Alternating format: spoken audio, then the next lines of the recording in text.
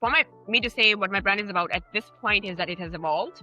And if you want to heal something or stay healthy and not have that energetic imbalance in your body, then it is all of you, mind, body, and soul connected. I would just say, if you're sure this is what you want, but make sure you understand you have a resilience to survive the bad times. Think of it as a ship that's sailing through turbulent waters. It gets sunny for some time, then it's against you're in turbulent waters. But can you be sure that you will keep moving with clear single vision, like linear movement? Once you sink, you're done, So your ship has to keep on moving. When you work on your job, how do you feel? Do you feel alive? Do you feel lively? Do you feel like you come back to life? That was Somya Saxena, founder of The Garden Recipe. Her journey from cancer research to building a business around healing offers powerful lessons for any solopreneur willing to do deep personal work. This is Unfiltered Solopreneur. I'm Nikhil, and let's dive in.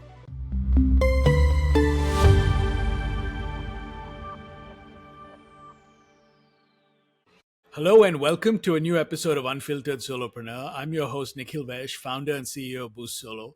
My next guest turned her cancer diagnosis into a personal revolution, building two soulful businesses that blend ancient traditions with modern healing to nourish both humans and their furry companions. Somya, welcome to the show. Thank you, Nikhil, so much for having me. I cannot thank you enough for this opportunity. I'm so excited to be talking about this with you. Well, I'm excited for our conversation too. So let's dive right in. Now, you mentioned to me you didn't plan to enter the medical world, right? Your background was in economics. Yes. But one phone call changed everything. So take us back to that moment and tell us a little bit about what pulled you into cancer research. Great. I want to go back to like what my aunt, my most the most closest person to me in my life, who has loved me unconditionally, my grandma and my aunt.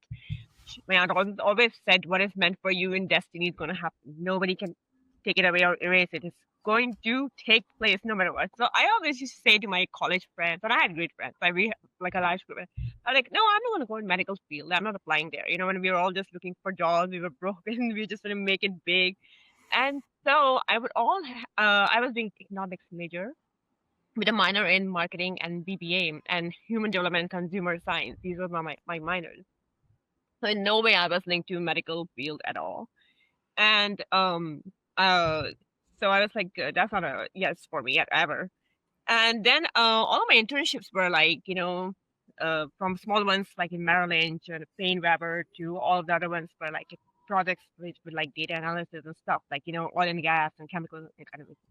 So no background in medical field.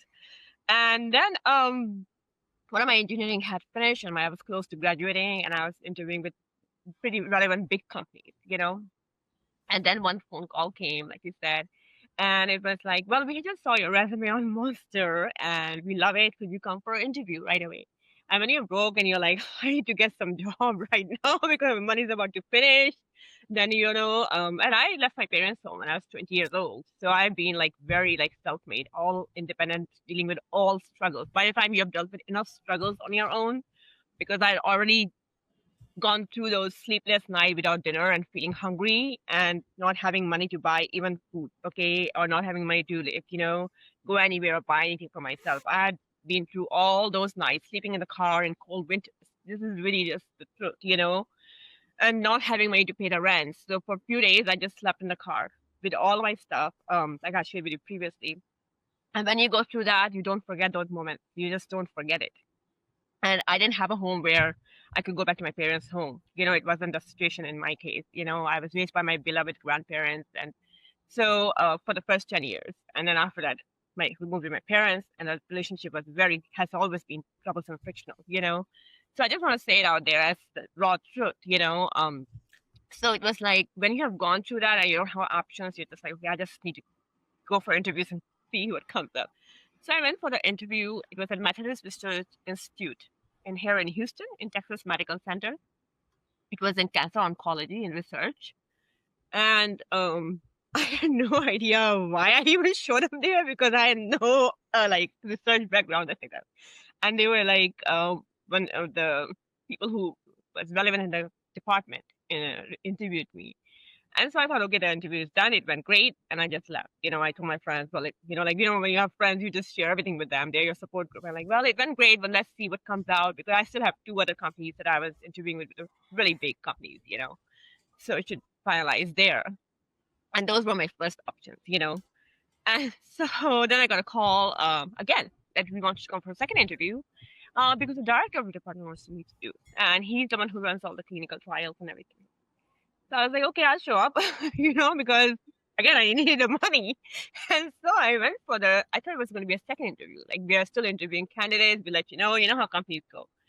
But it wasn't. He called me in his office and I was like, oh shit, whatever I ended up. And he was like, everyone's been telling me, Somya, that we have to meet this girl. We have to meet this girl. Like, I mean, you have to meet this girl, sorry. And, they were all really impressed by you. And I'm like, really? And he was like, yes, so I had to meet you, because nobody will let me get off until I called you in the office. And, just talk to me for a few minutes about my background. And I told him, I said, I hope you understand that there's nothing on my resume that is medical. I'm economics background. I can do data analysis, yes, but within the realm of medical industry and the medical terminology and stuff, I don't know anything. And I told him because I just wanted to be honest, In general, I'm like a really honest person. I just say things as they are. So he was like, don't worry, I'll never put you in a situation where you're in a meeting. I still remember his words because he became one of my most dearest people in my journey. He said, I'll never put you in a situation, Somya, where you're in a meeting and you have to say something which doesn't make sense, and you will learn everything, So I said, okay. And I was like, are you sure about this? And he was like, yes. And he's like, we would like to offer you the job position. And the HR department messages will be in contact with you and they'll take care of it, everything, the benefits and everything. And it was a big package. And I was like, okay. I was like, can I have 3 weeks before I join? Because I want to go to India to visit my grandparents, because once you start corporate job in America, you know how the culture is, you cannot take off. And so he's like, yeah, definitely. You can go to India and then you can join on this date in March. And that was it. So I signed the package and I had been honest with them and I joined. And, I just learned everything right on the spot. Publishing manuscript, data analysis, and showing up in long medical meeting with all the doctors and research trials, pharmaceutical reps. It was just learning curve, but it was extremely rewarding because it was challenging to me. And yet, at the time, you realize you're contributing to something meaningful, cancer research, even though you may not agree with the side of it. That's shape my destiny. So that was it. Right. Yeah, no. It's interesting you talk about fate and you talk about sort of like destiny, and we'll talk about how those sort of threads all connect, right? And I also want to talk about some of, you talked about your childhood and your home, how that fueled solopreneurship. So we'll come to that. Yes. But I want to stay with where you were first. The other thing you mentioned to me, which is after years of working in clinical trials, you said something clicked, right? You kept watching patients come in healthy and leave devastated. Yes. So can you tell us what was sort of the final moment that told you, I can't do this anymore? Definitely. I love the questions you asked. You're definitely a soulful spiritual entrepreneur, just like me. And so I'm so happy to have connected with you. So the Methodist work was really very, very fast paced. It was very fulfilling because I had great, co-workers and we collaborated on big projects and stuff. And the director of the department was really supportive, and it was great. But what I would notice was on the other side is that people coming, and because Method is like the Nordstrom of the retail world, it's not anywhere close to Walmart. It's like where the upper class goes, So it's very much in demand, I would say. And Texas Medical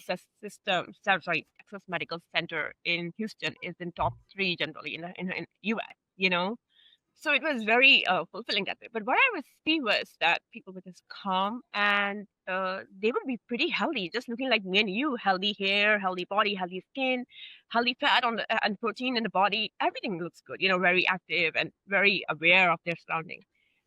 But then we would have on the corner, like we had this chemotherapy room, and they would have chemo. And then sometimes I would have to go in the chemo room for certain reasons. And when they would come in, because I was part of the research data.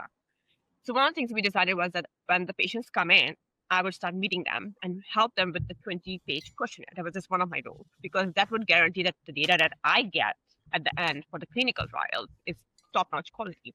Because here I'm directly helping the patient fill in the gaps, right? So for me, it was like, okay, I need to have good data because we cannot be skipping fields and, So that allowed me to meet the patients when they came in. the first appointment, and see their history and their habits and what, it was very detailed, 20 pages. And then I will see them leaving or the chemo trials, and they have been on these drugs like sorafenib, thalidomide, and docetaxel, tamoxifen, and whatnot, or the combination drugs. And they're living like that skeleton. It's like they don't have hair, they don't have any protein or fat, and their skin is wrinkly, like they have aged like 100 years in just few days or like few weeks. You know what happened? Because doctor's office is supposed to be like a healing place. You go there to heal, to become better, in your health. So I was like, okay. Then we moved to University of Texas. In between, I had gone to India to stay with my grandma. Like when we were transitioning from Methodist to University of Texas, the same department, same employer. In between, I took a break of transition, and I had gone to stay with my grandma for a total of 11 months because my grandfather had passed away. So I was staying in India with her. When I came back, I rejoined University of Texas. Yeah. And the reason I rejoined is because that was the only experience I had, and I needed to get a job after coming back to America. And I did want to be with the same director and contribute to the manuscripts at least. And so at that point, my body started giving signs because I started having internal bleeding. So when I say internal, I had a history of ovarian cysts when I was a teenager from all the junk food, American food, and whatnot. And what had happened was they had grown. And at this point, when I was at UT, which I absolutely started hating this job, my body started giving me signs. When a woman has period, is sacred. It's like cleansing of the body. This is all rituals and all sacred texts of all cultures or religions that say that.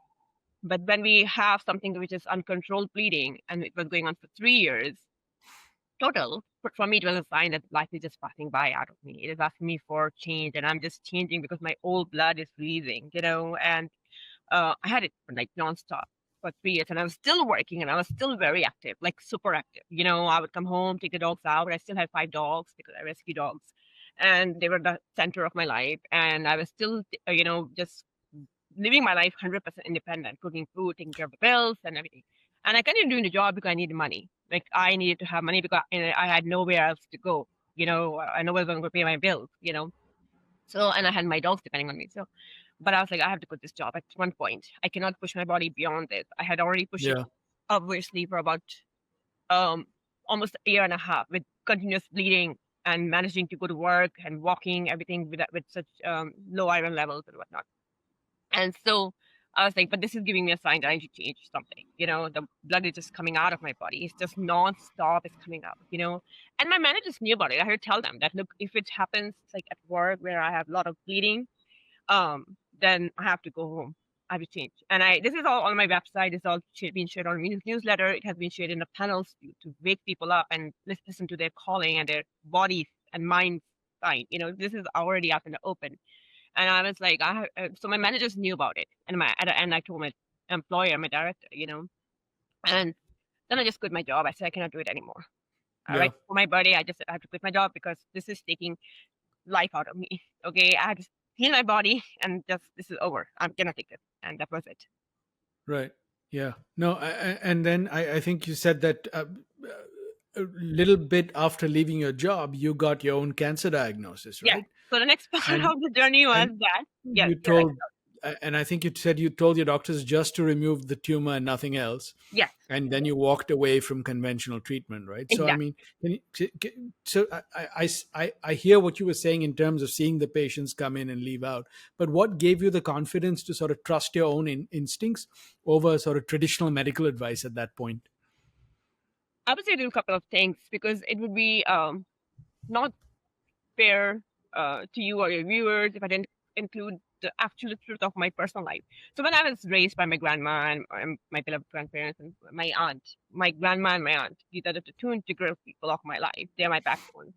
They would take me with them to the temple right across the street. And my aunt always has been a highly intuitive, intellectual person who's like spiritually inclined. So since I'm closest to her and she knows me inside out, I would usually like we would talk every day, and she would tell me like her her guidance would be like, okay, whatever is meant to happen will happen, and just follow your path and this and that. So I was already very intuitive as a child and very spiritually inclined all the way. I didn't have to not to brag, but I didn't have to read books or watch some big gurus because I always knew how to make sense of the event. Because I was raised by my grandma, but especially my aunt, who I was closest to. So when my body was bleeding, for me, it wasn't simply that it's bleeding because I'm lacking some nutrients or because it's like ovarian cyst, God knows. It was bleeding because it was giving me a sign that I have a bigger purpose. I have to just transform. I was going through transformation. The old blood is leaving, but how come I'm still surviving? I never fainted. I still was working. I had to walk so much to get to the bus, and I had to walk back home after the bus. And how did the energy come? And how did I continue cooking for myself and my dogs? And how did I take care of 5 dogs who always look clean and healthy? Where did the energy come from? I never fainted because God or the universe provided. Like, it knew that this girl cannot afford to faint and she cannot be in the hospital because she has to make money right now. She has nowhere else to go and stay. And she has to make money before she can quit her job. I had to make enough Right. money so that the dogs and I would be all right. And I saved a lot. Um, so my body did really great even despite the bleeding. And then when I quit my job, it was then my body could relax, and then it manifested the cancer. And as I Right. write on my website, it is pushing towards healing. We are never pushing towards that or dying or being sick. We are pushing towards healing ourselves. So it could be just on a technical term, ovarian. This is growing, but in reality, that mass of energy is just trauma and pain, the betrayals, the letdown, the horrible abuse, the horrible words that we told, the way you've been left out in the cold when you should have been loved and given warmth. Okay, this is exactly just that, the energy of it. And I speak with so much passion because I want people to shift the paradigm. Okay, it's not simply just one medical term, it's something much more. Why is it that you would get it, like I would get it, but nobody in my family, not a single one on this side, maternal or paternal, not a single cousin, not even my sibling. And I don't want anyone to have it, but I'm just saying, why didn't they not get it? How come? You know, Yeah. so much with passion, because how come I got it? I'm the only one, Nikhil, in my family who got cancer. Can you believe that? I'm the only one. It has skipped the ones before me, and it has skipped the ones below me, and I don't want anyone ever having it. Okay, um, but so right after that, it was like it grew. I was looking pregnant, but I let it grow. That's another thing about me. I let it grow because I knew I believed in my body's system. I wanted it to grow so that it can just do it all at once, push towards the healing, whatever is the deficiency and the trauma, take it out at one point. I already had the bleeding for 3 years of every single day bleeding. Most of the times, like I wrote in my newsletter, I shared so many.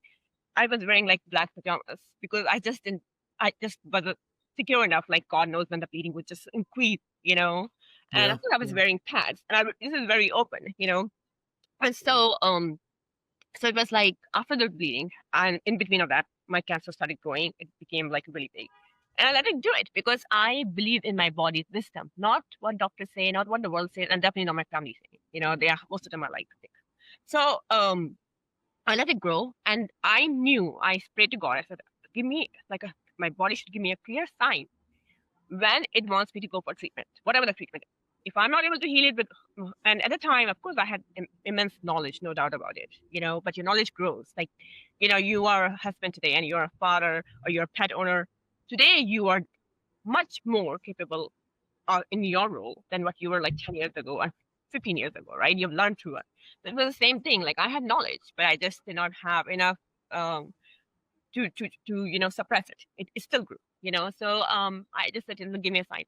And that's exactly what happened. It gave me a clear sign. What happened was my legs started swelling because at that point, the ovarian tumor was blocking the flow of the fluids, the blood and the fluids. And so this leg, because this is where the tumor was, it started swelling up. And that's when I knew that this is the sign. And you will not believe it. I say to God, to the universe, whatever you want me to do, it should be quick and fast because that's just my temperament, my energy is that way, my personality. My grandma always used to say since I was like young, she is fast in everything. She learns fast, she does things fast. It's like her energy is that way. My grandma always. So I just said, whatever it is you want me to do, it should be fast. You know, get rid of this and get me out of the hospital. And Yeah. so it was like my decision was clear. Now I have to go to the ICU. I have to submit my, and I told my mom here. I called my beloved, my dearest aunts at India at 4 a.m. in the morning. I told my uncle. My grandma was still alive at the time. I didn't tell my grandma. We were not going to tell her because has she heard about it or has she knew even that I was bleeding for 3 years or I was having cancer or I'm going to go to ICU, she would have fainted right there. Okay. So we didn't tell her, but I called my uncle in the morning and I called my aunt first and my second aunt and said, I'm going to call my mom here. And my brother and my mom came really fast and we just went to the hospital. So it was like, which one do you want to go to? Long story short, I chose Bentop because I knew the hospital system really well in the, I've been working there for many years. And we went there and they admitted me to the ICU. They gave me the room. They said there was really amazing, kind, wonderful doctors who came. One doctor treated me like I'm his daughter, and he was like, don't worry, we'll get take this taken care of, And I was in severe pain at the time, like very severe. I was on morphine, like I was just pumping morphine. Um, and so they just said we'll just do the operation right away, and they were like, we have to take out the uterus. I said, no, you're not going to take out the uterus. You will only take out the tumor, okay, and that is it, nothing else. And so my surgery happened, and it was by the sixth day of the hospital. They were like fourth day. They were like, you can leave. You're free to leave. I think sorry, fifth day, and so we left on the seventh day. The reason we left on the seventh day because our stuff was so spread out in the room. My room was one room which was open all the time, and all the nurses and doctors and interns were hanging out there. It was literally the loudest room, even though I was in the bed, and everyone would come there and talk. Like it was the only room where all the nurses became friends with me and all the doctors and amazing interns. I had a great time there for 7 days, so we left. So this is what happened. Yeah. Yeah, but and you didn't continue with you didn't do any chemo, right? You No, I decided didn't. not to, No. even though that was what the advice was at the time. Yeah. So the follow Yeah. up, I only went to one follow up after that because just for the heck of the fees, because I was staying at my parents for 1 month. And I just went for one checkup, and a doctor was like robotic. He came in the room and he was like, "We need to do chemo, we need to do radiation, we need to do this." It was just like robot, no building a relationship with me, not even looking at me in the eye contact. He was just like a robot talking. And he was like, "We're gonna do this, and you have better have chemo, otherwise you will not make it, and then we will see after 5 years if you make it." I just said, "Okay." I just kept listening to him, and he said, "You will not have periods." I asked him, "When will I have periods?" There was one male doctor, one female, and he was like, "Should be 8 months, maybe if you're lucky." And so I was like, okay, I'll see. I went home to my home and I started cooking my recipes, plant-based, ethical, high vibration, sattvic recipes that we call pure vegan recipes, with the wisdom of my grandma, my nanny. Um, and a lot of spices, garlic, ginger, seeds, and stuff like that. And hey, who knew? I had periods in 2 months. My body came back in balance. And after that, I was like, this needs to be taught to Americans because they're just, it's not fair that they work so hard and then they have to sell their arm and leg and their soul for paying this, for this stupid cancer treatment. Like this is so much corruption in cancer research. And so I was like, I have to learn everything to do this because I'm not from technical background. And Yeah. so I was like, I'll figure out how to do the website, YouTube, and those years I just spent designing my business and getting to it. And so, long story short, this is how it launched. So you've clearly been through a lot of ups and downs. You've sort of, a lot of extremes, if I want to put it that way, sort of being raised by your grandma, your cancer diagnosis. So how has that emotional resilience, so to speak, fueled your solopreneur path now? Okay, so when I started launching this business, for me, it was like becoming clear that I have to do something about cancer because I got a job in cancer when I was not supposed to be landing up there. Then I got this cancer after quitting the job. It's like it would not leave me. The calling was pretty clear at the time. And so, and then another thing was that being raised as an Indian and by my grandma and my grandfather who believed in very simple living and who had these simple mindset like eating at home. My grandma cooked food at home every morning, every single morning. She was such a super woman. She would wake up at 4 a.m. and cook fresh lunch for me to take to school every single day. And she did it for, of course, my grandfather and my aunt and uncle who were in college at the time. And every single day she would feed me almonds. You know how we Indians grow up with eating almonds in the morning. So, and when I come home from school, it was fresh lunch, and then dinner was fresh, completely vegetarian food, and her food was the tastiest. A completely pure sattvic Western diet, lentils, lot of veggies, and like a little bit of rice and roti, simple meal, but I was super healthy, and so, and my grandfather was very against like steroids and things like that, So, it was like, okay, and when I was about like 5, 6, I had a traumatic incident where my eldest aunt, the one above my mom, the one who had, she was, so I was with my grandparents, but it was my aunt also who was living with them. She didn't get married, and because she had a problem on this side of the body, same, but not cancer. So her it was not tumor. It was similar where it had blocked her blood flow, and her leg would swell up. Uh, from the She had a injury when she was young, and that had Right. grown forward. And so she also had operation, but she didn't make it. So, but for the first 5 years, I was raised like as her baby, as her daughter, so she would be the one taking care of me and changing clothes and making healthy soups for me and whatnot. So, after she passed away, as a child, you cannot put those things into words, what trauma, because I just didn't understand where did she go, because she loved me so much. I mean, I was her apple of the eye, and so, uh, at that point, after 5 years, when she passed away, I developed asthma, like bronchitis, because I just did not know how to verbalize things, how to put it. And of course, I had the most loving grandma, and of course, my aunt and uncle and my grandfather. But the point was that even though I had that asthma, my grandfather was really against the inhaler or the steroids. And once I had a bad attack, and my grandfather wasn't there, and my uncles took me to the doctor, and the doctor gave me like a steroid shot. And my grandfather was very angry. I still remember that he was very angry at my uncles. Like, why did you allow this? So I always remember that incident.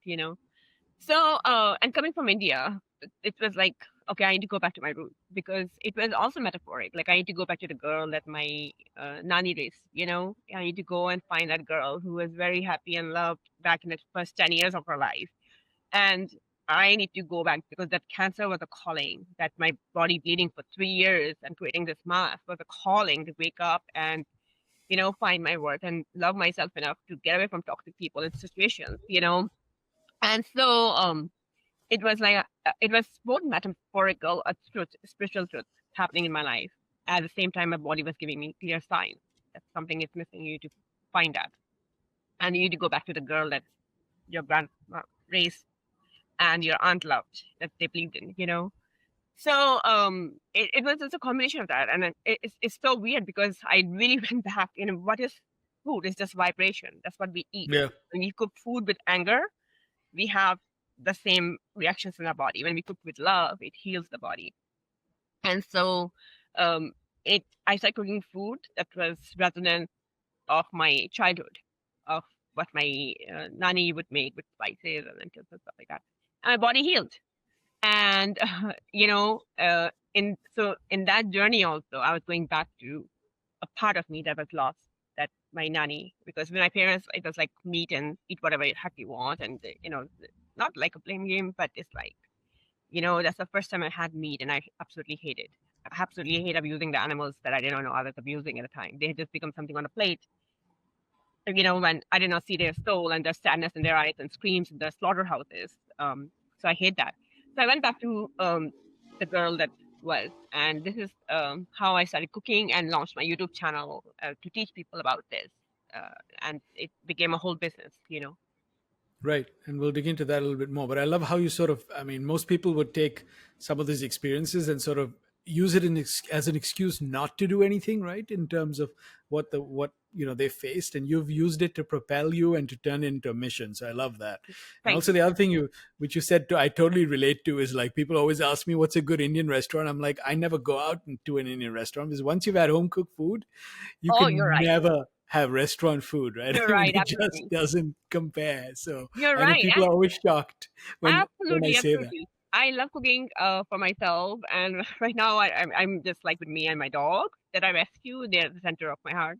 But let's just say if I were to find my soulmate someday, get married to some guy, and have kids, I would love cooking for them because I don't want to eat that restaurant lifestyle and food, which I've done in my I write on my website during the when you're broke and you're just surrounding with your friends and stuff. We all are broke and we just have to survive, eat something. So I would eat like $1 Mickey D burgers, or Jack Yeah. in the Box dairy yuck chocolate shake, and they are full of hormones and antibiotics, and meat itself is inflammatory. So anyways, it really ruined my health. But most of that, the people are making it like an object. It's the mass producing machine, so even their state of the mind and the energy they're putting into it comes into your food, and of course, not to mention the hygienic conditions, so of course, I definitely follow like my diet is 95% home cooked food. And Yeah. right now I'm living at my mom's place, but until I for 24 years I was on my own, and since like about say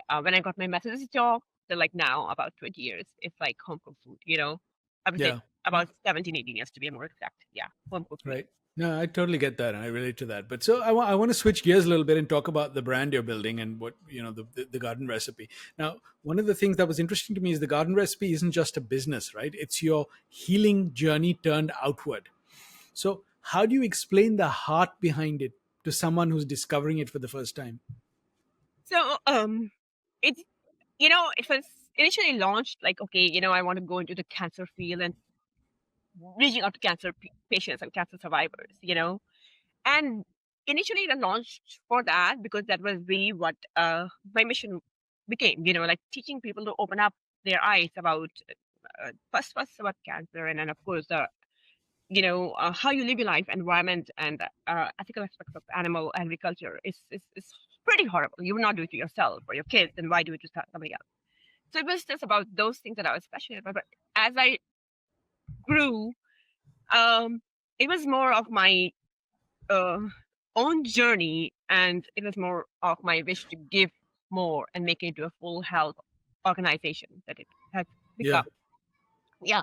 So it was like, okay, first it had launched with these beautiful recipes, and I started taking photos and then shooting with the small camera that I had and putting on YouTube. And then when a newsletter launched, I learned how to do that. And the newsletter would go out with recipe along with complete ingredients and step-by-step photos so people can cook it. And if they need even more support, they're completely new in the kitchen, then they have YouTube videos to cook alongside me. So I would go with an article like herbs that I believed in, otherwise I'd use it, or some of my own wisdom, like okay, fasting and intermittent fasting, things like that. So people were like getting best of both of the health modalities, like reading the articles and everything.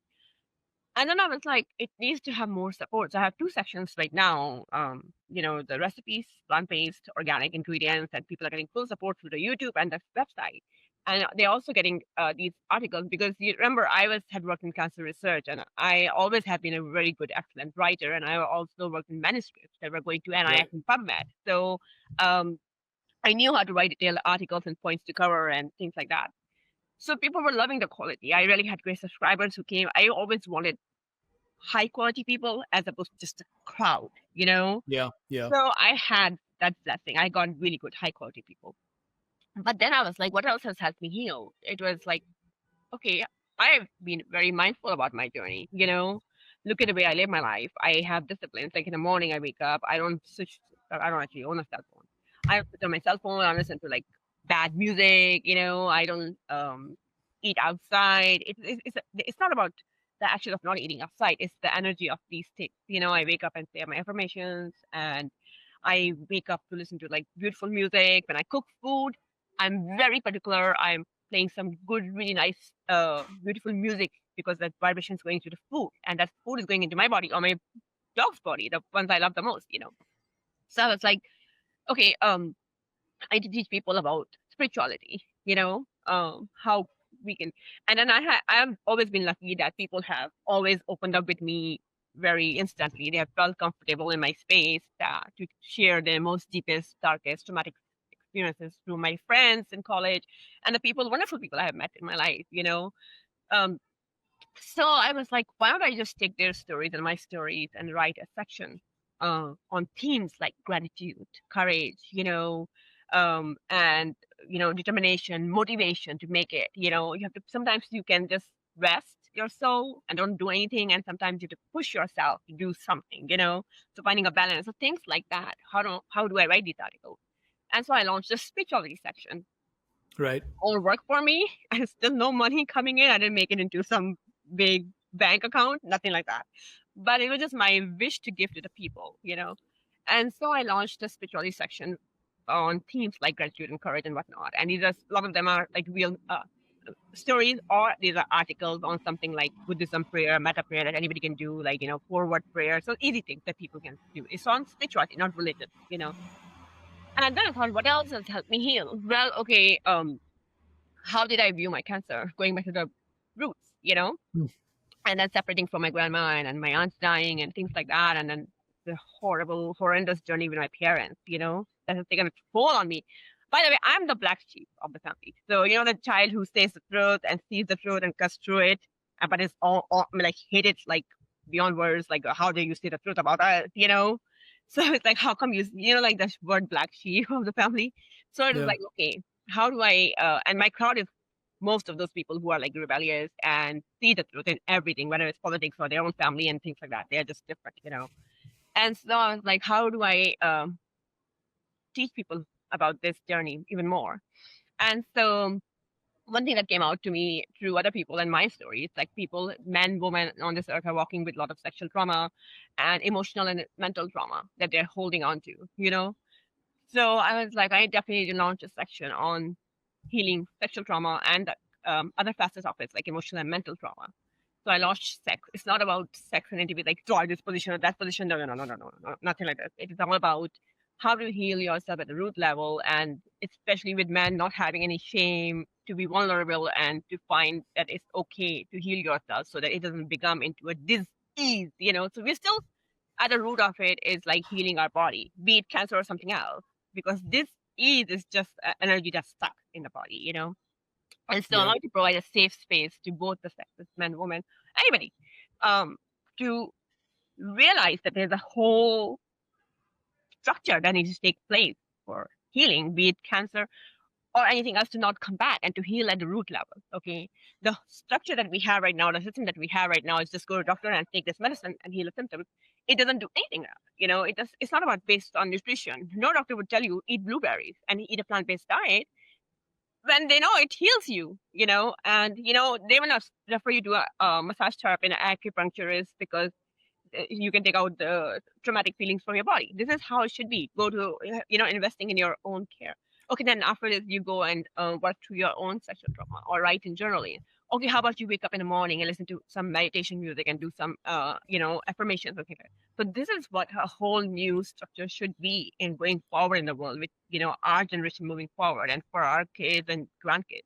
So this is what it became, the garden recipe, and this is what I launched, and this is what it has become, and people are loving it, thanks to God. So yeah, this is Yeah.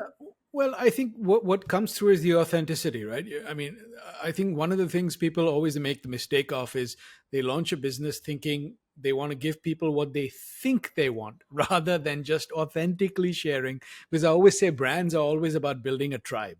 yes, And you can only build a tribe if you have common set of values, a common set of beliefs, and a common exactly, set of, shared interests. And absolutely, that is where that is what authenticity is, sort of sharing your perspective with the yes, world. And I think that's what resonates with the people you're talking to. And one of the things you also told me was that you're sort of focused more on depth rather than breadth, right? yes, In a exactly. world that's sort of obsessed with grow, grow, grow at Oh any cost, you're gosh, looking to build deeper relationships exactly. with more authentic content. You're right. So I think that, Yeah, yeah. my list is not like humongous or something. Like I don't hit like some walls of Instagram followers. I'm not even on Instagram or Facebook. I just wanted to be really high class, high quality, and build a community of myself. And I have supporters that have been there, like I was telling you in our pre-interview, from who have been with me since day one. And they're still there and loving the content, and to both of my organizations, they are healing or their dog has healed. So it is like built on community. Like I want something solid, people standing behind me also, because I'm doing so much for them. Hey, why don't you stand behind me? It's like my soul tribe. It has to be that way in business, because business is just an exchange of energy.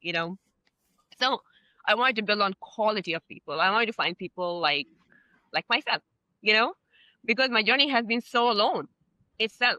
So I don't want to be launching a business and then again repeating the same pattern where I just am left on my own field and I'm just getting crowds. And you know how much of time goes in just stupid, bantering and that happens on online social media and Instagram and Pinterest and stuff.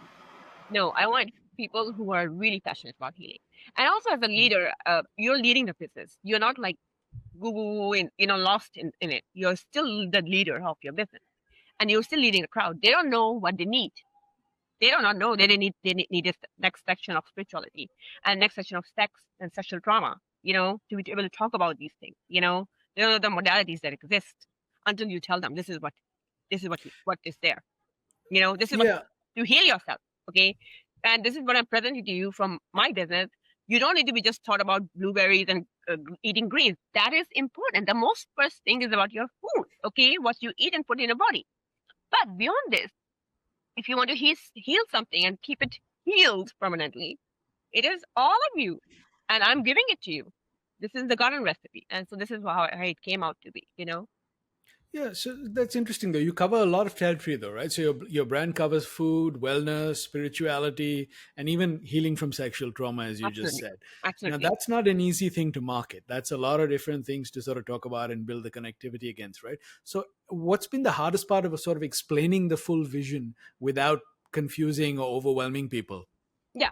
So, like for example, I'll just take an example, like when I went to the conference, Health 2.0 this year, which is on LinkedIn, my videos and me talking in the panel, which is an amazing opportunity. And last year also, and I won the award, and this year also, and talking in the panel each time.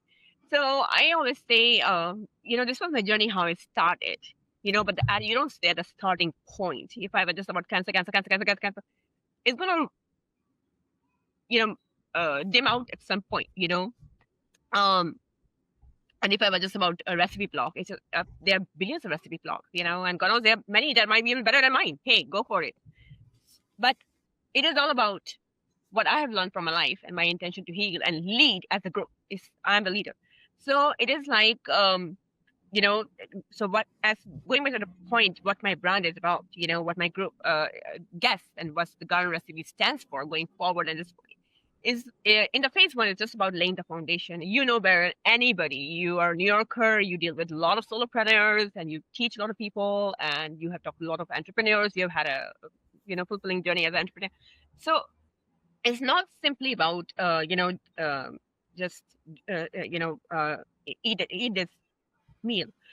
For me to say what my brand is about at this point is that it has evolved. And if you want to heal something or stay healthy and not have that energetic imbalance in your body, then it is all of you, mind, body, and soul connected. And this is what I Yeah. promise you. If you're ready for it, come. If you're not ready, then please, it's not a place for you. Okay? It is not. Because this will require looking in the mirror. Okay, where is your sexual trauma? And where is your mental emotional trauma? How are your parents? Who have you had the most friction with? And we ultimately live for the people who have loved us unconditionally. So Yeah. maybe you had the greatest parents. That's great. But who else? What else has happened? Did you have a messy divorce? Did you have some sexual trauma in childhood? Did you have, poverty struggles? Did you have lack mentality? What caused this energetic imbalance? And how can you incorporate habits and lifestyle changes and healing at a deep root level so you can become the best version of yourself and hopefully do something better for the world because the world needs a lot of awakened soul right now at this time. You and I both know this. So it is Yeah. about that. This is what my brand stands for now. Right. No, and I love what you said about the fact that it's not for everybody. It's like, and also it may be for somebody if they're not, but they may not be ready yet, right? It's Yes, sort of like you have to be open to it to be able to receive from it also, right? exactly. And Absolutely. and I think that's something also people don't realize is you have to be clear-eyed about that, right? Is because if you try to be for everyone, you're going to be for nobody, right? I mean, Oh, that's absolutely. I love the statement that you just made. It's like $1 billion statement. And I don't want to be for everybody because it's like, I don't want to have a crowd. And it's just like, okay, you're just wasting your time or coming to the garden recipe or having a newsletter. Maybe, yeah, but one thing I can just say is if you're open to changing and you're open to making change for yourself, your family, your kids, and having something healthy, and you subscribe to the newsletter, you can at least start somewhere. Because hey, at least I want to start with a recipe. A lot of people come to me and they're like, I want to start my kids on plant-based diet, and they are following it, and then they learn even more, and then they learn the different tips, that go out in a newsletter. So because it's going in 4 sections, I just want to say recipes, one health article, health tip, nutrition tip, herbs, medicinal herbs, whatever, and then spirituality tip. How to lower your stress and how to manage with toxic relationships and circumstances that happen to all of us, and that also creates a lot of stress in our body, relationships and toxic circumstances or changes in circumstances. So how do you manage that? And then the fourth is sexual tips, sexual trauma, so it's whatever you're open to, which are the four you're open to, or maybe open to all four, you're loving it. So that's what it is for. Yeah. Yeah, and all these things are connected, right? I mean, there's more and more increasing evidence now that, like, the gut health is connected to the brain health, is connected to the. I mean, I don't, you know more than me, but it's like these things impact you, right? It's a combination of these things, and it's like, it's like the whole self, right? We don't, we don't. They're not little parts of us that go out here and there and can do No, different things. We're no, not no, like little AI agents, right? no, no, no. We operate as a whole, and every piece impacted has an impact on the outcome, right? An effect on Absolutely. the outcome. Yeah. Absolutely. So Absolutely. I You said totally it hear best. that. And I have to say, as Indians, like, we know from Ayurveda and our ancestors and through our spirituality, and Hinduism is not a really religion, it's more of spirituality, and Yeah. all of It's a these way of mantras. life. Yeah, exactly. So Yeah. we have perfectly said. All of these yogis and stuff, they will tell you, it was laid out millions of years ago. Your everything that your thoughts, your body, your soul. Let us come. We say Atma, and the chakra system is starting from this chakra, where you collect the information from the heavens. So it's from the crown chakra, it goes to the to the nadis and to the seven chakras. So it's like it was already proven that we are everything, because the thoughts we think have an effect on our cells, the DNA. They can alter the cells, or they can heal the DNA, or they can they can heal it, or they can damage it, and things Yeah. like that. So and of course, food is a vibration. If you eat the most sattvic food, it is the highest vibration food. Why would all the spiritual teachers of all the centuries have eaten the most purest food? You cannot have meat in a temple. You just cannot. You're gonna have leather. Why is it that way? And who wants leather? It's just stupid to buy some cow skin and think of it as fashion. But anyways, so things like that, they are high vibration. You surround yourself with high vibrations, you're just healing yourself at a DNA level. So yeah, you're absolutely correct. We are all connected, like mind, body, and soul. Yeah. No, absolutely. And I think it is interesting in the, as people realize more and more about that, we don't talk about it enough. But I think, and again, everyone has to find their own path, right? You You're kind right. of have to, you have to get there. And sometimes there's a rude awakening, which I hope doesn't happen for a lot of people. But, it takes a kick in the behind sometimes to You're right. for You're right. from the Absolutely right. universe, right? That's Absolutely. typically how I find people sort of get change paths. Yes. So now the other thing, which is, I think building a business around your own trauma and healing story means sort of constantly potentially revisiting some of the most painful experiences you've lived through or been through, right? So how do you separate Somya, the solopreneur or business person, from Somya who lived this? Um, I just have to say, like, I just love the questions you ask. I've never been asked such deep questions. You really have a talent for this, Nikhil. I just want to say this. Okay. And so, yeah, I really mean it. And so, when you're launching a business, it's like I have realized that I launched it to heal others, but I have healed a lot through the love of my subscribers. Because when I launched the recipe section, for example, I had to be more genius to think of new recipes, for example, and I like make something new and try, for example, miso paste and things like that. So in that way, I was getting even more healthier, because I am trying new healthy ingredients that I had not tried before. So for. And once you launch something for the love of your business, it just it becomes a mirror to you, because have I healed this, or is it still triggering me? So if I'm launching something on sexual trauma and sexual relationships and tantra and things like that, I'm not in a relationship right now, and as you know, I'm very open and talk openly, because it's about business and leading people and awakening people for the healing. So let us say tomorrow I married, I find my guy and whatnot. So because I've already been a solo entrepreneur, and I've already launched a section, and I'm aware of it. I can see my own patterns much more. So in healing others, in offering love to others, be it, I'm talking to you as, this podcast, or I'm talking to my subscribers. It's all the same. We all energetically the same, connected. So in healing others, I'm also healing myself, and becoming more healed version of the girl that my grandma raised, but that got lost from 10 years to now. The first 10 years were perfect of my life. They were heaven. I would doubt if any child has had that much love in the first 10 years. Okay. I would doubt. I would doubt. And this is because it's all because of my nanny. And of course my aunt and uncles and my grandfather too. But it's my nanny. But after 10 years, it was just white, white, white, white, white, white, white, white, white. So I had told somebody, Nikhil, long back that I'm going to get cancer. And I had told somebody, this is also on my website, about 2030. So it was 1 year ago, before my cancer diagnosis came, that I'm going to get cancer. This is heading towards cancer. And when I was bleeding, nobody knew about it. It was only like somebody asked me in the panel, and I said nobody knew about it. My bleeding, only 2 people knew about it. That's my best friend, who I've known since childhood. We grew up together. She knew about it, and then my aunt. Nobody else knew about it. So, and then later on, when I had gone to India, I went for this doctor checkup, which came out nothing. It was just waste of my time, but nobody knew about it. So when I had the surgery, that's when people know that, okay, she's gone for surgery and things like that. So I think it is a continuous journey. Like, okay, I am doing this because I have the awareness. I've gone through this part, but as I evolve on my business part of site, as I provide more topics and more things, I have to reflect: is it really that I have healed from this, or is it going to be triggering me? And so it is like a parallel road you're traveling. It's like a mirror. So Yeah.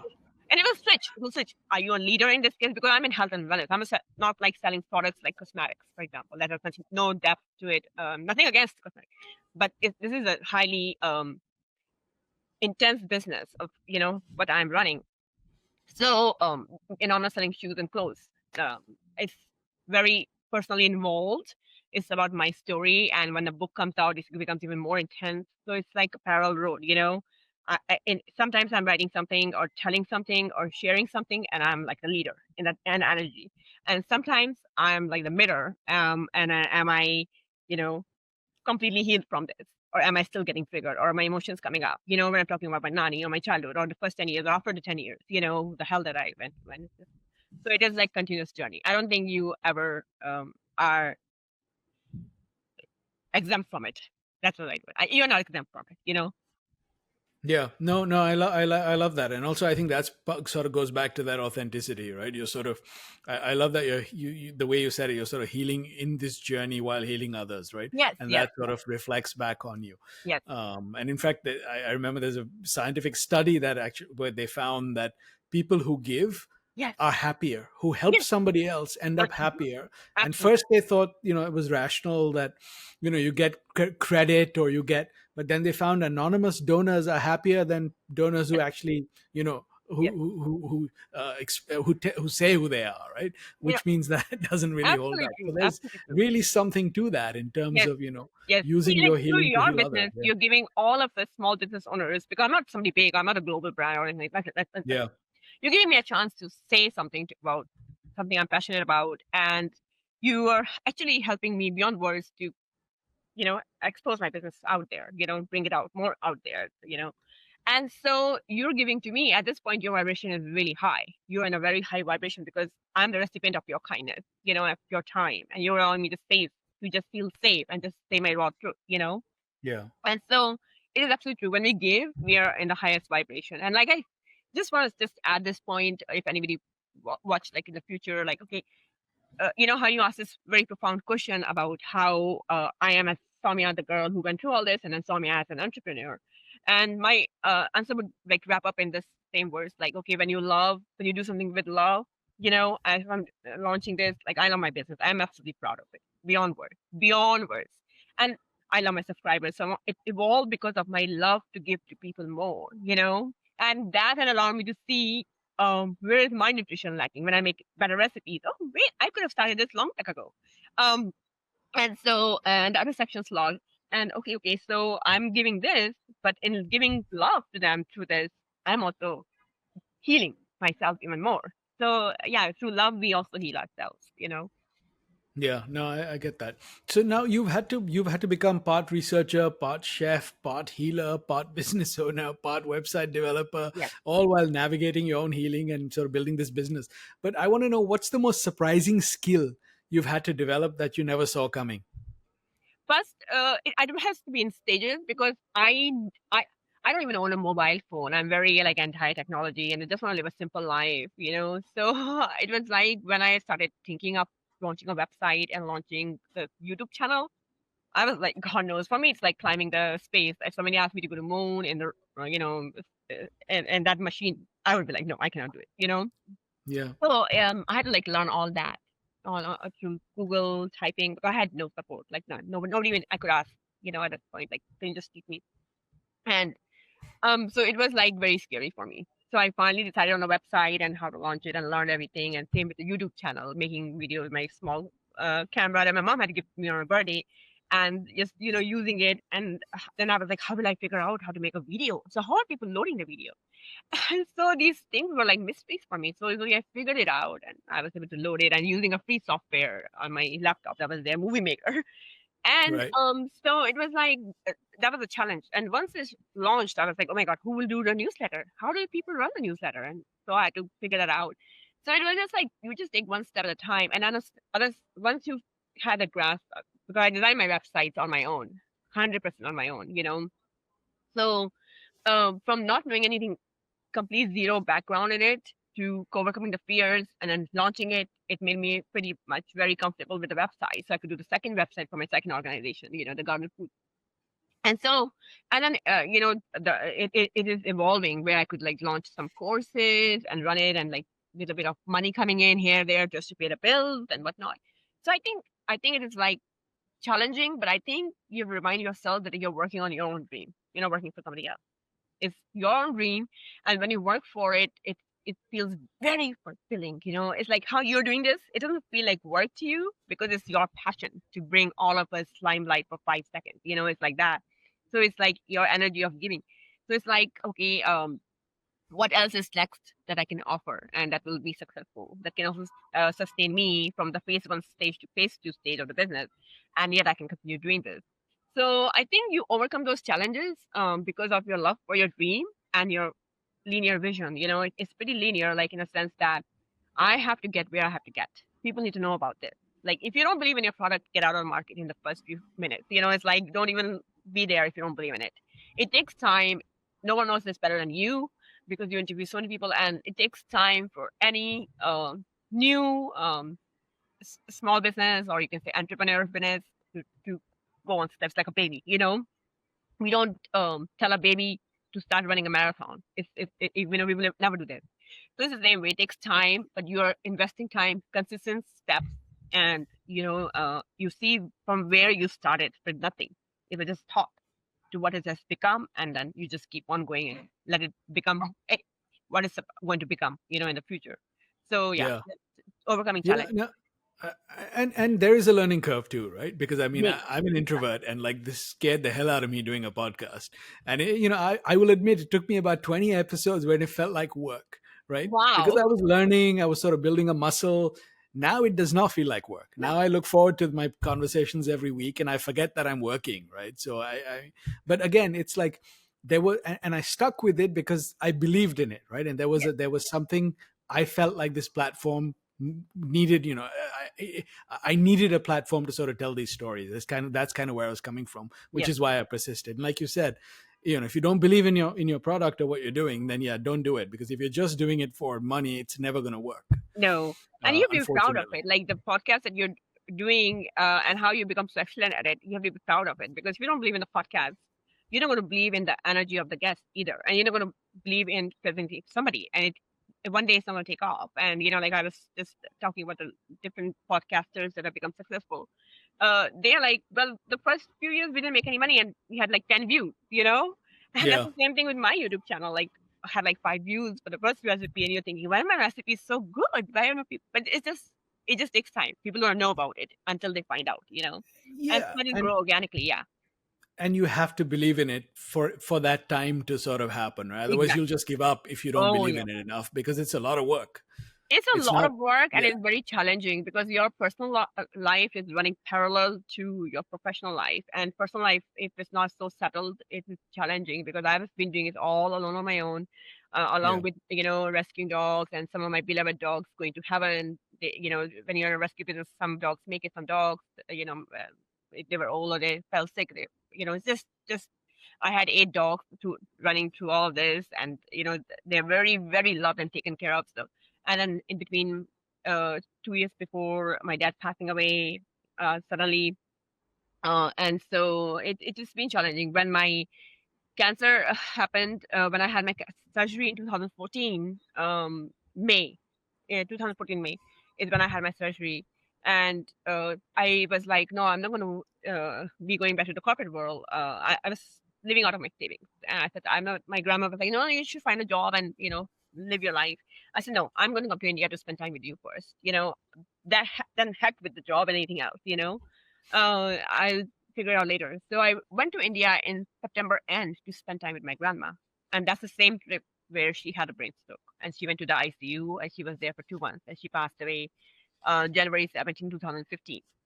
Wow. So Yeah. within 6 months of my surgery, I lost my grandma, the most important person in my life, the most important. And so it was dramatic changes. And after that, it was very hard for me to just, when I came back to America, I knew I was alone here. I don't have any, in India, you have your mausies and aunts and uncle and your cousins. And, uh, my best friend would visit some because she was already living abroad, but she would visit. So you have a lot. But here I was just like living a very single, alone journey at a time. And so so you're surviving all of this.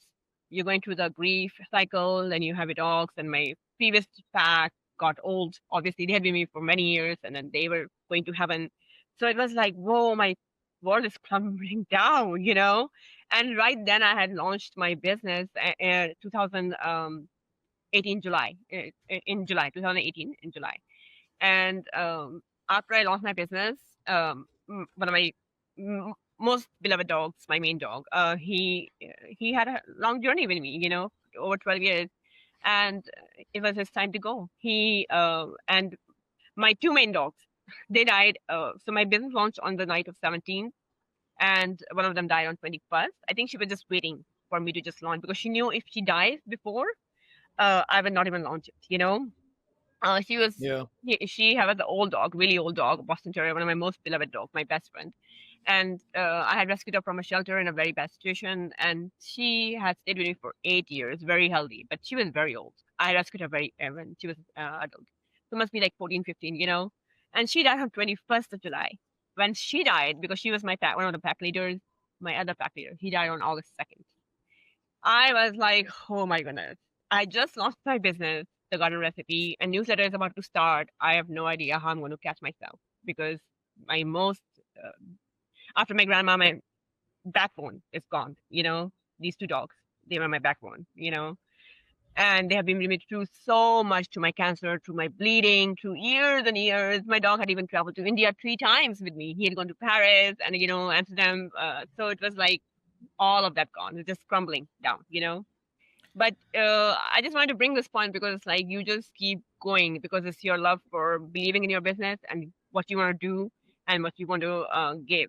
You have to keep moving for yourself and for those who love you unconditionally and those who you love dearly. I had to do Yeah. it for my grandma and my dog. I, I totally get it, and I marvel at how you've sort of gone through all these ups and downs. But the other thing I also want to say is like, one of the things we don't realize, and it took me a while to realize. I was very close to my father. He was like one of the Yes, people he was still one of my heroes. yes, But and I felt his loss for a very long time. And then recently, it was about not even so. He died in 2013, and about 6 months ago, maybe earlier this year, yeah, there was suddenly a moment where I suddenly, rather than his loss, I felt this thing of like, the things he had instilled in me are still alive. So in a way, he's still living through me, right? And I don't think we realize that when we feel lost, we experience it as just sort of the person gone, but we don't realize what they left behind is still very strong. And talking about that backbone, I yes. found my father's backbone in me. So Yes, I it's remember interesting. seeing your beautiful post. This is when we had just found each Right. other on LinkedIn. And I remember seeing that beautiful, profound post because, by the way, you're a great writer also. And I was like, oh my God, look at this post this guy has written at his father's photo. And it was so profound and touching. And I was like, the way he feels about his father, because I can just pick it up. I said, this is how I feel about my nani, about my grandma, And so, and this it's always great to bring that soulful energy to conversations because when you said that he lives through you, let me just say one really quick thing. When my beloved dog had died, the main dog who's been with me for a long time, he was also a shelter rescue. And so the one who had traveled to India, he was also my grandma's baby and my aunt's baby. He had been to India three times, and my grandfather had passed away. He had helped my grandma deal with grief a lot. He was. I took him them in the cabin because he was a poodle, so he could have gone. He went in the cabin and stuff. So when he died, I remember being in such grief because that was overnight. One of my two of my aunts were with me on the video camera, supporting me on the whole night. They woke up because it was pretty clear to me that he's going to die now, anytime, you know. And I remember saying, just sitting like this the next day. I can never forget this. And one of my aunt who has loved me beyond words and given me the strength to continue, especially after my grandma said, she's my mommy.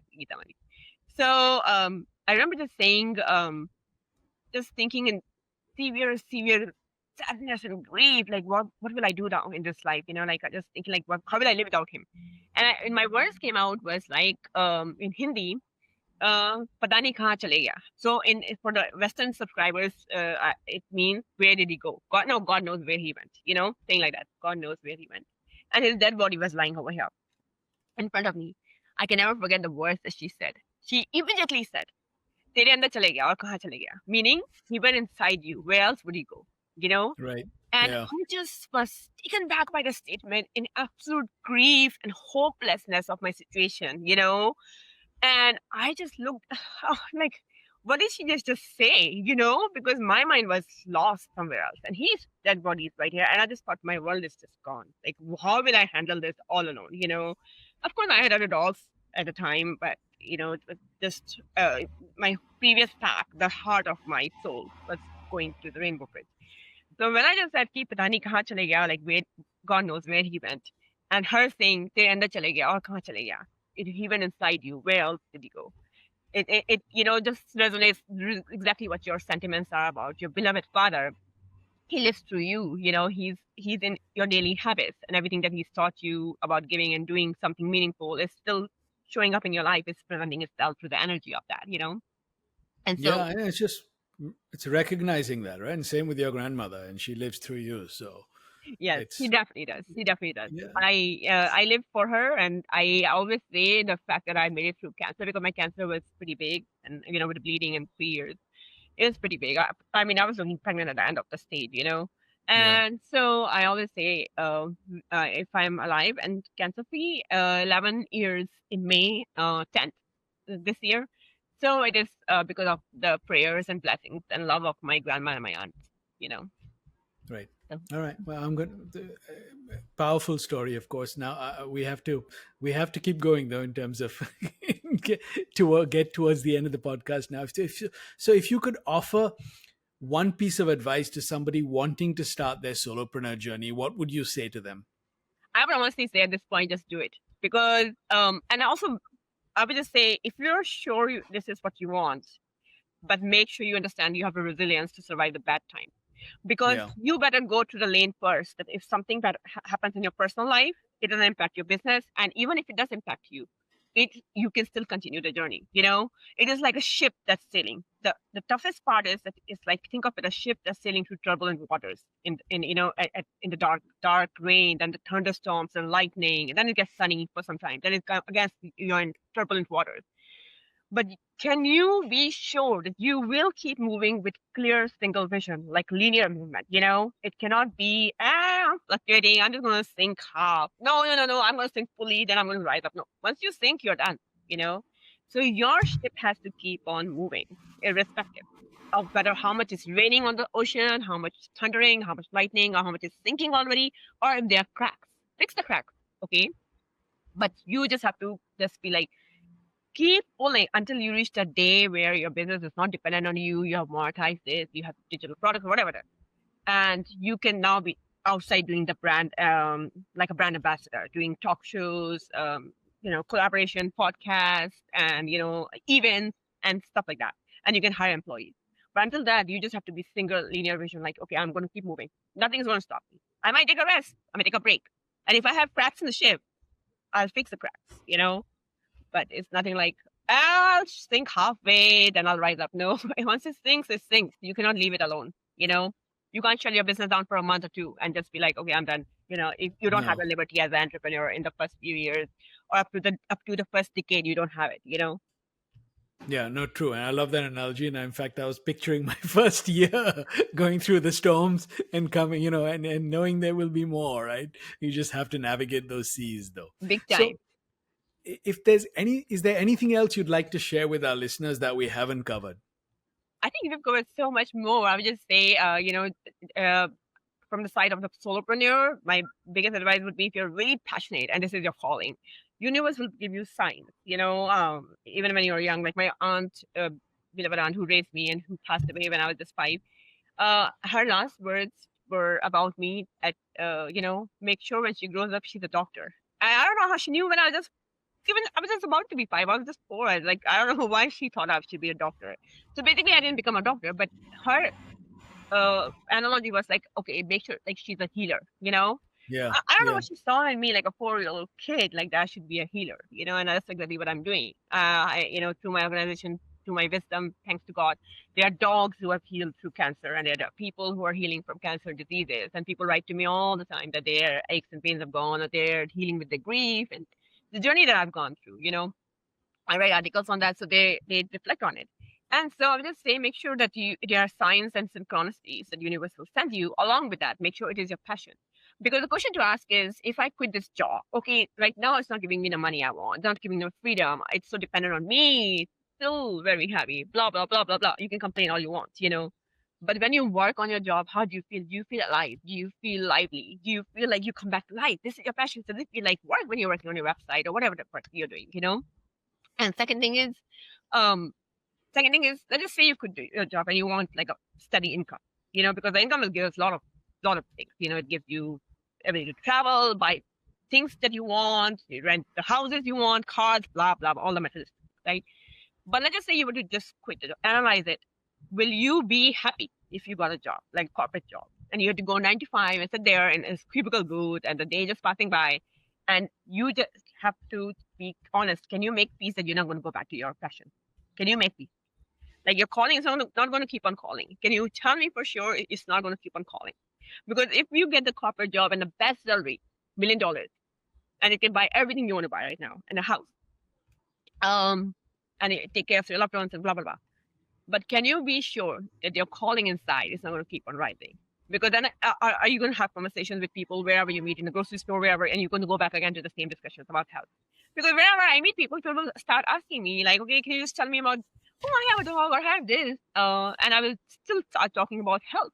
Like when I go to the grocery store, I will have conversations with them like, oh, don't buy this. I met a woman at the grocery store and she's like, oh, we just start talking and she's like, I have dogs who have arthritis. You know what? Come here. Why don't you buy coconut oil? So she bought the coconut oil and she gave it to her dogs. And then again, I met her in the grocery store. She was the employee there. She was a very sweet woman. She's like, you know what? I followed your tips and my dog is doing great. He doesn't have aches and pains.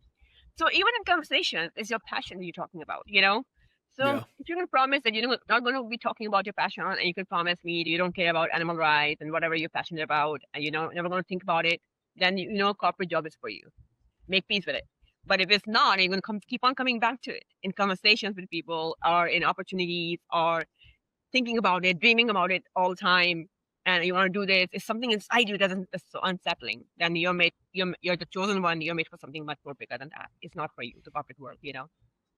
Yeah, it's amazing how many coaches I've talked to, and I've interviewed a few on the show who tell me that people have met all the markers that they had in their head of success, the $1 million house, the car, the promotion, the CEO title, whatever. And then they say, why am I still feeling empty inside? There's a Exactly. hole here that it's just not being filled, and I don't get it, right? So, yeah, I totally hear you. Yeah. So, that leads us to our nicely to our rapid fire round. So I'm just going to throw 5 questions at you and give us whatever comes to mind. Ouch. So Okay. complete this sentence. The biggest misconception people have about natural healing is. That is not effective. It's voodoo science, it's snake oil. Oh my goodness. They come from nature like you idiots. Come on, you come from nature.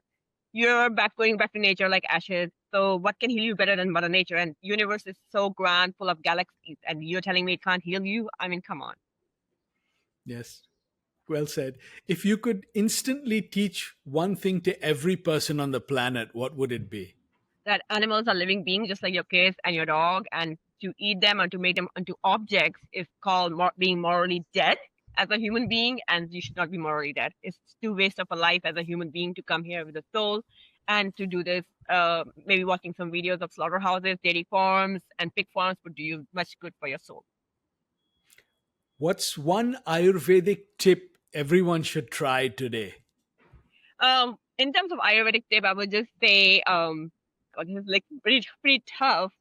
I would say starting, but I don't want to just go back to the basics, starting a day with lemon water or warm water. But one thing I definitely follow in my life with strict discipline is I don't drink water 1 hour before meal, 1.5 hour before meal, like water or any fluid before meals, and 1.5 hour after meals, so 2 hours after meals, Yeah, okay. longer. And this is something I'm very strict about. I share it continuously, repeatedly in my newsletters to remind people and the newbies who join. Please do not drink fluids like we teach in American culture. Here, have orange juice with breakfast. When you go out to eat in Mickey's or restaurants, we have wine and we have drink. And what are people Americans doing? They're drinking continuously something along with the food. Then they wonder why they have so many digestive issues. It's like, okay, do you wonder why you have so much digestive issues and so many sickness? Ayurveda says the gut, the digestive system is our brain. Is all the health is in our gut, you know? Good tip. Okay, if your journey were a recipe, what would the main ingredients be? Love. That would definitely be love. Love and ethics and morals. That would be that. Definitely. I just Okay. I just love to cook with a lot of love and believing in a better future for the world and the animals and the planet and people who are not sick and they're all healthy and thriving, and the medical mafia and Monsanto doesn't have much say on us. You know, we're not the puppets for them anymore. If the garden pooch had a theme song, what would it be? I think it would be like something like I'm happy because my dogs are really happy. They are really happy and they're very good dogs. They all are right here, by the way. They all Yeah. are right here. So I have six of my dogs here, and one of them is my mom. So it will be like I'm happy, I'm happy, I'm happy. That's the was it Pharrell Williams song, right? Yes. Happy. That's the Yeah. song. That's the song. All right. Well, that's a fun, happy note to end the show on, Somya. Thank you so much for sharing your story with such honesty and transparency. Really appreciate it. Yes. And thank you so much, Nikhil, for giving me this chance to talk about my journey and my business. I cannot thank you enough. And I can't wait to share this with my loved ones, my subscribers, followers, and on LinkedIn. I cannot thank you enough for giving me this opportunity. Well, thanks for being here. Somya's journey from corporate America to founding the Garden Recipe offers lessons for every solopreneur willing to build a business from the inside out. Here are my key takeaways. The right clients come from the right filters. Somya doesn't try to work with everyone. She's clear about what she offers, the kind of clients she serves, and just as importantly, who she isn't for. That clarity isn't limiting, it's empowering. As solopreneurs, we often think saying yes to everyone is the safest path to growth, but the truth is the opposite. When you filter for the right clients, you protect your energy, focus your time, and create far greater value for the people you're best equipped to help. Healing others heals you. Somya's business isn't separate from her personal journey. In helping others heal, she continues her own healing. And that's not a process with a finish line. For those of us in transformational work, whether that's coaching, consulting, or creative services, there's a reciprocal loop between the change we create for others and the growth we experience ourselves. When you recognize that loop, your work stops being just about delivery. It becomes part of your own evolution. Depth over breadth builds loyalty. Somya has built a community that stayed with her from the very beginning, not because she chased numbers or played the algorithm, but because she chose depth over reach. In a culture obsessed with scale, this is a conscious and often counterintuitive choice. When you focus on serving a small group more deeply, you create trust, loyalty, and a level of connection that no amount of viral reach can replicate. Resilience is about navigation, not avoidance. Somya used this powerful ship metaphor. You cannot let your business sink halfway and then expect to bring it back up. Once it sinks, it's gone. But you can repair the cracks, patch the sails, and keep steering even through rough seas. Solopreneurship isn't about avoiding the storms. It's about developing the skills to navigate them without abandoning ship. Some days you'll be fixing cracks while sailing through lightning. That's not failure. That's the job. Somya's journey reminds us that sometimes the most powerful businesses aren't born from market research or business plans. They're born from deep personal transformation and from the courage to share what saved you with the people who need it most. Thanks for listening to Unfiltered Solopreneur. If you got value from today's episode, subscribe, leave a review, and share it with another solopreneur who needs this message. Until next time, keep breaking free from the corporate grind, and remember, your story is your most powerful asset. Live solo or die corporate.